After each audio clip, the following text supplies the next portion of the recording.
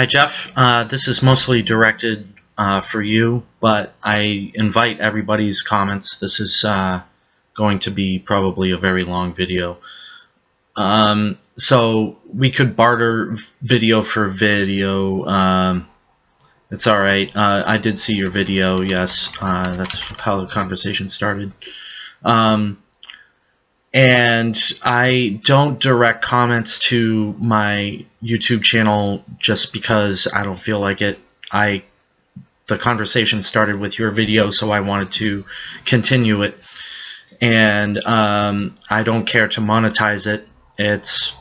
I don't care. This is about the ideas. This is about philosophy. This is about logic to me. So, and the reasons why things can't happen, you know, like, anyway, in your comment, basically this is just a response to your comment. Rights, you said rights are determined by prevailing and most powerful, requiring people to be convinced to adapt them. I disagree. I mean, I'm pretty sure they're drawn in the sand. You know, the reason why I'm so adamant about why I know my rights is because I know myself, and I know where rights come from. They come from myself. It's that simple. It's not that, and the reason why rights aren't just subjective and why government doesn't grant us rights is because they already existed before government was instituted. We don't need a government to tell us what a right is. They aren't subjected. They are not created by, you know, the most prevailing, because that would still mean that they would create a state. They would be the triumphant. So if you don't know what your rights are, then you can't create your awesome society. It's impossible, because nobody would respect one another. Nature versus a utopia. I have an ideal. My ideal is for everyone to respect one another and understand themselves and rights. Because rights are absolute. They are, it's just a matter of knowing what property is and knowing yourself.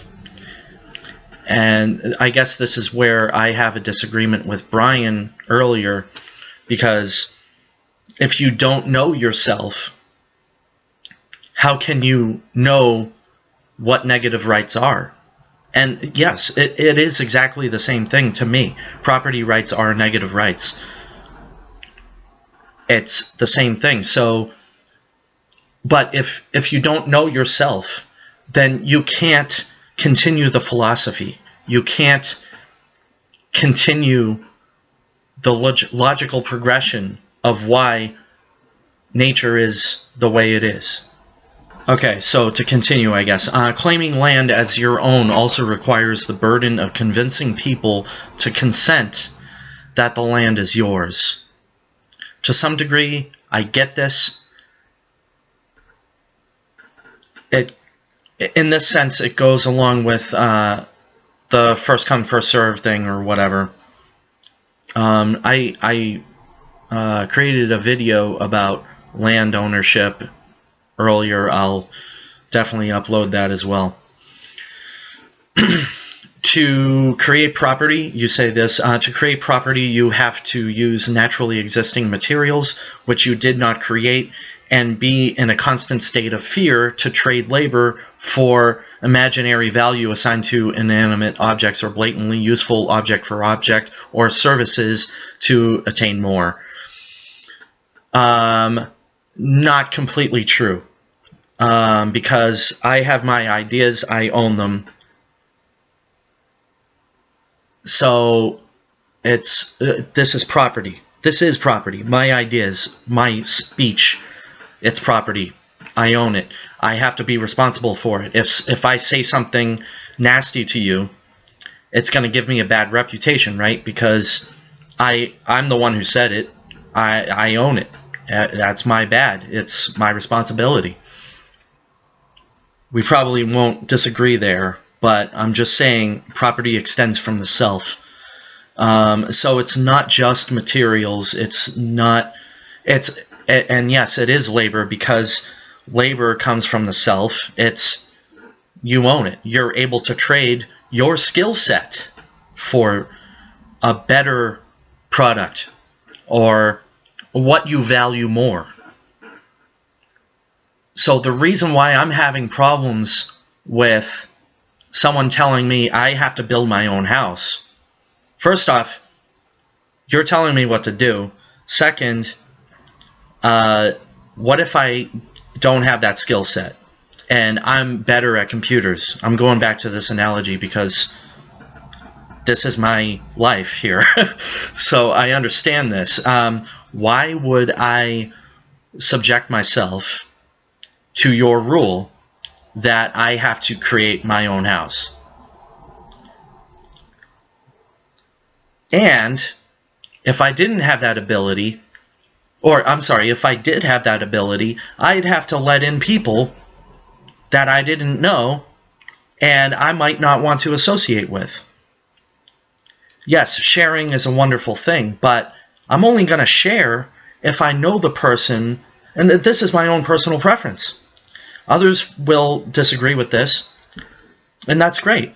But once that concept is created, like Lyft, for example, they're still transacting. The money is under the table and goes to the driver. That's a transaction. That is sharing.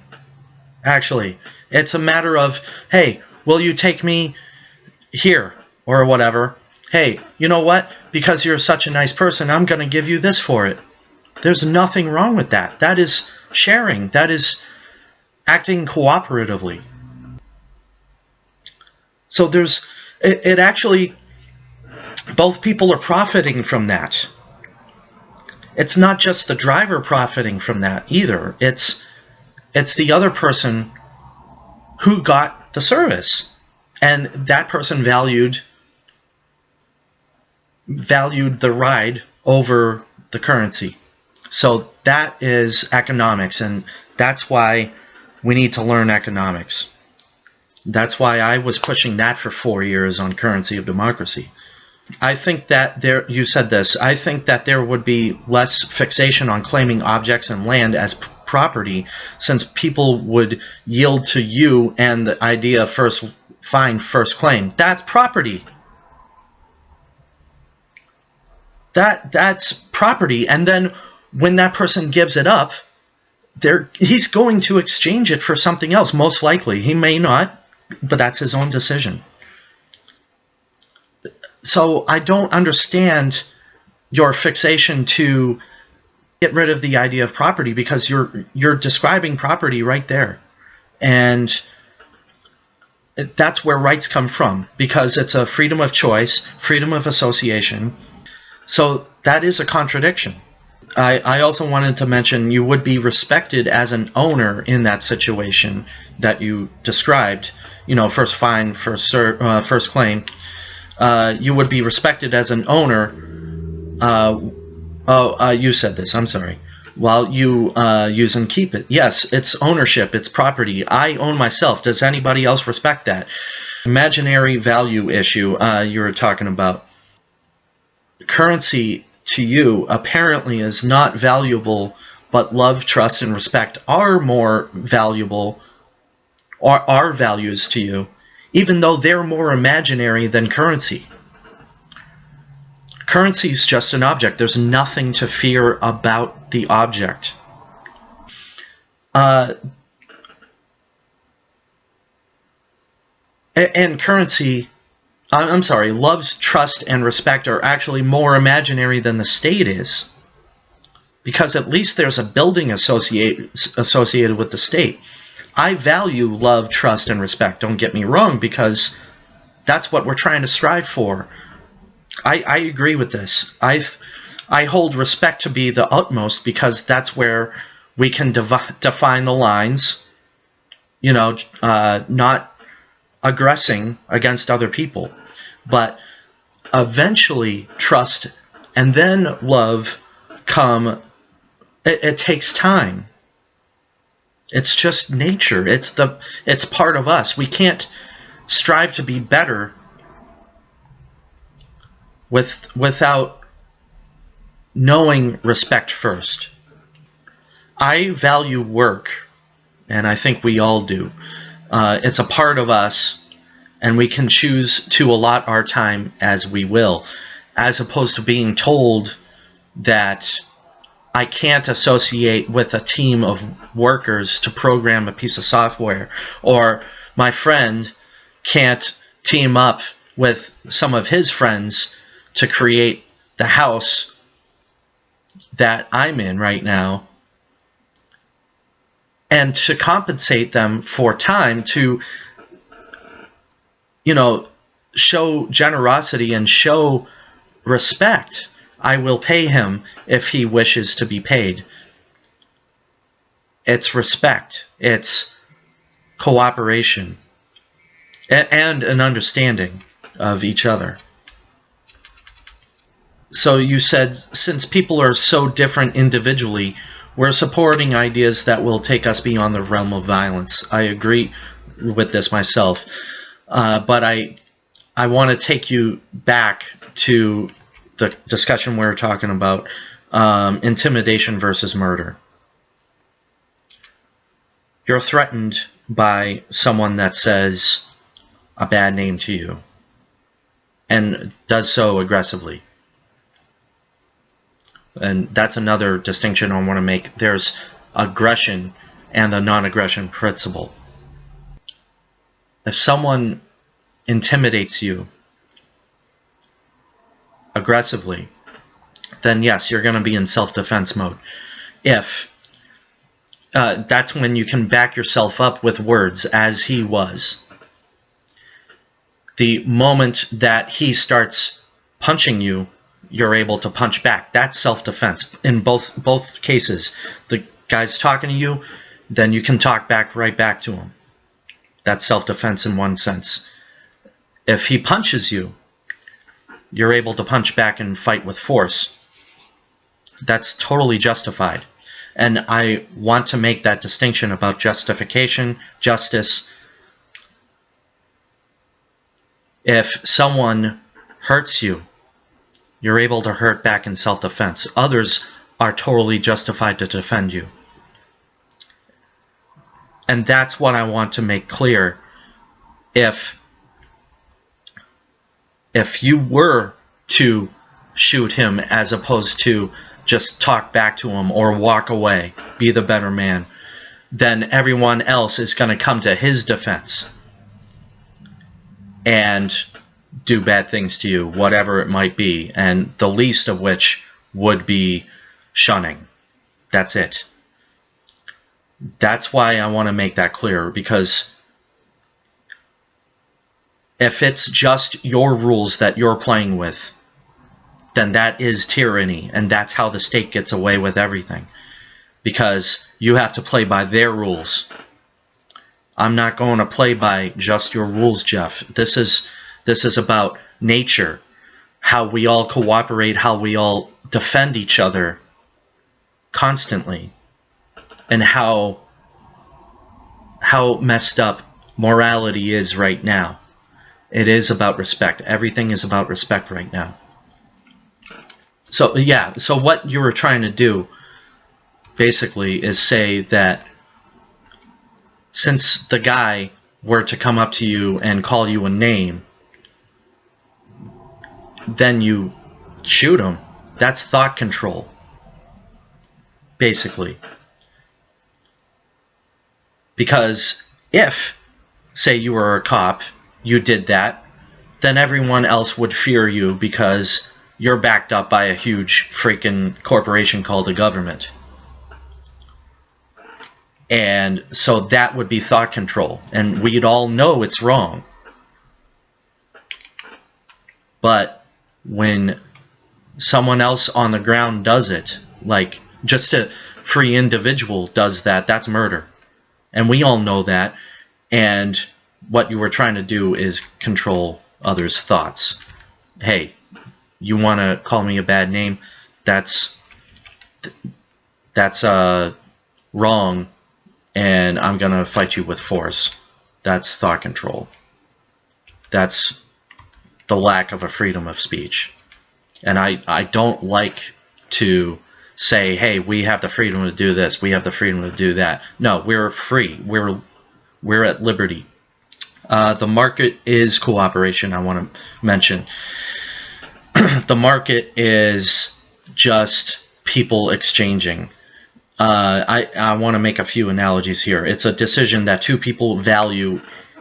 Here's a definition. It's a decision where two people value two goods differently. So if I have a loaf of bread and you've got currency, I value the currency more, and you're starving, or you're going to make a sandwich later, you want the loaf of bread, go ahead, we'll exchange. That's just cooperation. That's the market. There's nothing to fear about that. Let me continue. If I have an iPhone and I wanted to get rid of it, and you've got currency, I'm going to take the currency, you want the iPhone, sure, let's switch. That's what this is. It's a valuation system. That's how the market comes up with prices. Trading cards with each other. So, I like Magic Gathering, you like baseball cards, and we have each other's type of cards. We switch or trade, and to offset perceived value on either of our parts, we could include currency in the mix, or anything. I could include food or something. I don't know. We'll never know, because that trade will never happen, because I like Magic Gathering, and yeah, I don't know, whatever. Anyway, at one point you said you had no reason to attach value to Bitcoin. Okay, that's fine. You don't have value to Bitcoin. Honestly, I haven't got into it myself, but because I'm not sure if I value it or not. So, guess what? I haven't bought into it, and I'm sure you haven't either. So, but others have, and nobody's forced you or I to, or you or me, to accept it. And we haven't. And guess what? That's the market. That's nothing to fear. There's nothing to fear. I still don't get that, because I've explained how the state is perpetuated by fear, and the state perpetuates fear. So that cycles.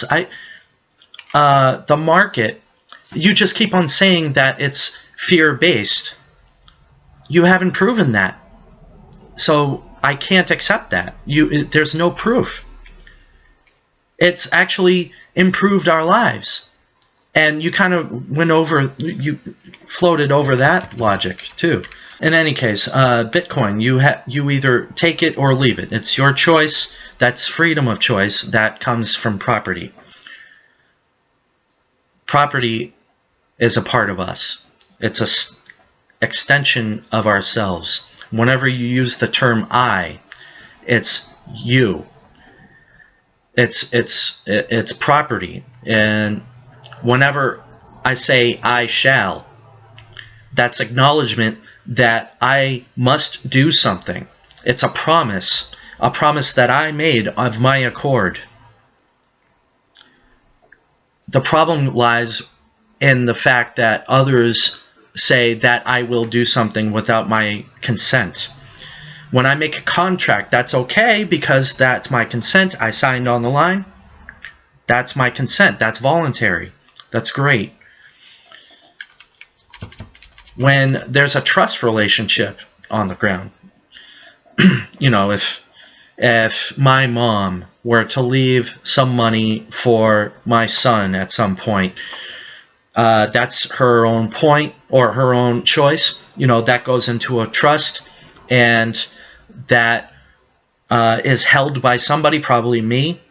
And when the time or when the contract expires, then I have to execute that contract, and the beneficiary, my son, who, by the way, doesn't exist at the moment, but I'm saying if a son were the beneficiary, he'd get that, and that contract was valid. I was in control of it because I signed on the line. That was my...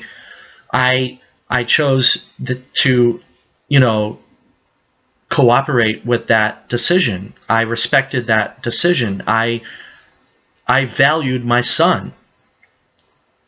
The money was an inanimate object, absolutely, but we value that because we value that. It's useful.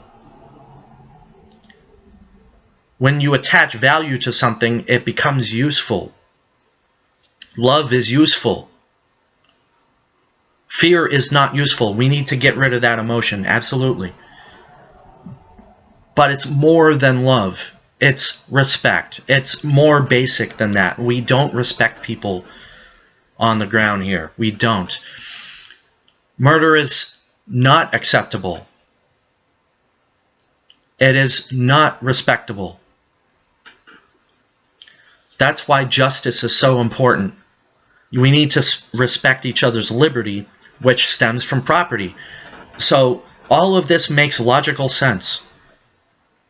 You said that, well, under statism USA, since Bitcoin can attain things created by the corporations we're in effect forced to rely on for survival. This is nonsense. This is brainwashing.